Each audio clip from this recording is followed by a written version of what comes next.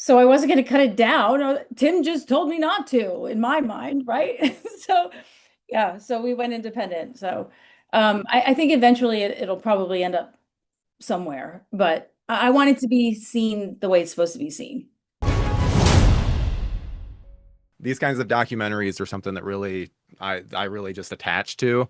And you talk to so many incredible people for it. So I'm really curious, like, what was your process like? Do you have a rough idea of what the flow of the doc will be, or are you letting the conversations dictate how you'll present like Tim's timeline? I've learned this. You go in with an idea and it's blown out of the water pretty quickly. But yes, so I go in with an idea. What I like to do is let people talk and find what intersects later, right? And then you kind of find what the story is, It's Tim's vision. It'll always be Tim's vision. right?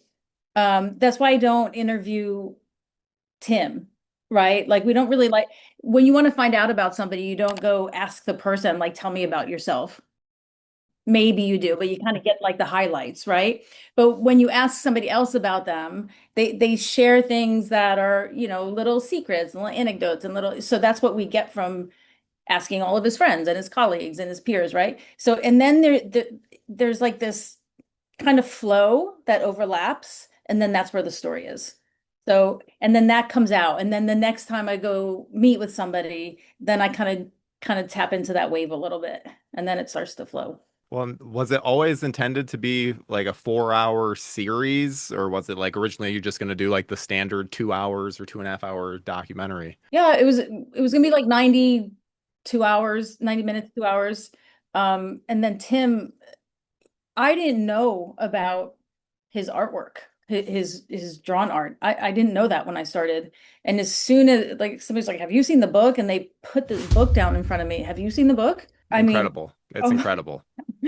I was like that's a documentary in itself, right? So it got bigger pretty quickly. I was genuinely shocked at all the people that you were able to talk to. 'Cause it's like, oh my God, like there was no one I could even think of that you didn't end up to speaking to. But was there anyone that you tried to get for an interview but couldn't for one reason or another? Catherine O'Hara.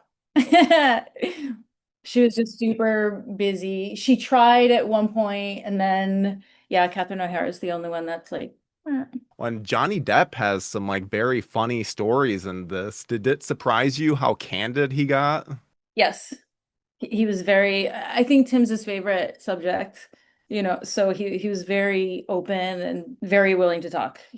I think we sat for 4 hours. We sat a long time. He was amazing. He's like, I had a Johnny hangover when I left Johnny. He's like he wears his heart on like the outside of his body. That guy's amazing.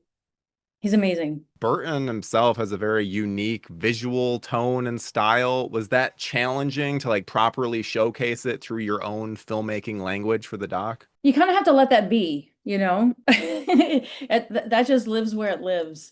So I think Helena did a great job talking about, he draws his way through life even when I was having a baby. He's drawing having a baby and just kind of show that artwork. And it's like, wow, that's crazy. And you just let it be. I mean, Tim's Tim, and it's amazing. And his art, there's some of it that's I don't think any of it's realistic. I can't think of anything that would be called that necessarily, right? But it's very different though. He paints in oils or he draw or pen or the pencils, watercolor, like they're very different mediums, and well, and then obviously into the different mediums of filmmaking as well. But like he's all over the place. So I think you just have to let it be. Well, and I'm really curious. So, what's your personal favorite Tim Burton movie? Sleepy Hollow, Ed Wood, Frankenweenie. I think it depends on the day. Those tend to be they float around the top. Why do you connect with them so much? Ed Wood is just and Frankenweenie both are they're just so beautiful. They're so beautiful. And maybe because they are black and white. when I was very curious as to where your like stopping points and where certain things would be expanded upon. Because like personally, Ed Wood is my favorite of his, so I was very glad to see that get such a spotlight in the doc. Really? Worst film you ever saw? Well, my next one will be better. Was there? I noted there were a couple films that kind of got glossed over a little, like in terms of the Miss Peregrine and Big Eyes a bit too, just towards the later part of his career. Was that on purpose or was that just a time constraint? No, no, honestly, that was again, that was one of those things I would ask and let people go, and they would just kind of wander somewhere else, right? So I don't think that's a judgment. It definitely wasn't my judgment, and I don't think it's theirs either. I think it's just where people's minds went. Yeah, I thought like Helena was one of the best interviews because she was just so you could tell so clearly open and just willing to talk about like she very much like didn't see it seemed like nothing was off limits with her, which is always nice for an interview. Oh, she was amazing. She was very, it was very difficult to convince her to join me because I had to convince her to trust me that I wasn't going to press on anything unnecessary, which was never my intent and didn't. So she very quickly was comfortable and we had a great time. She had a great time. And she so honors her time artistically with Tim. Clearly, you can see that.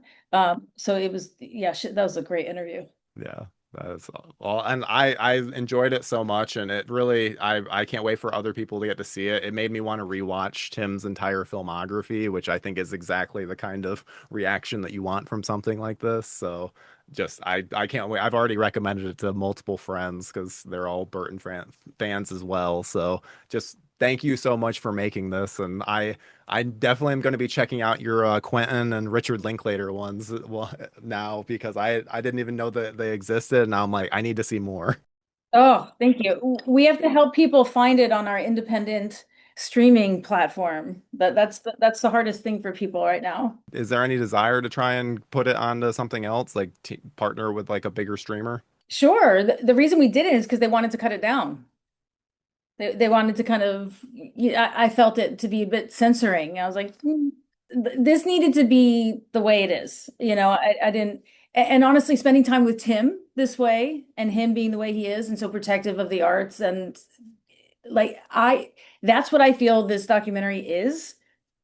So I wasn't going to cut it down. Tim just told me not to, in my mind, right? So, yeah, so we went independent. So I think eventually it'll probably end up somewhere, but I want it to be seen the way it's supposed to be seen. You feel it and that moves you. And, come on and play.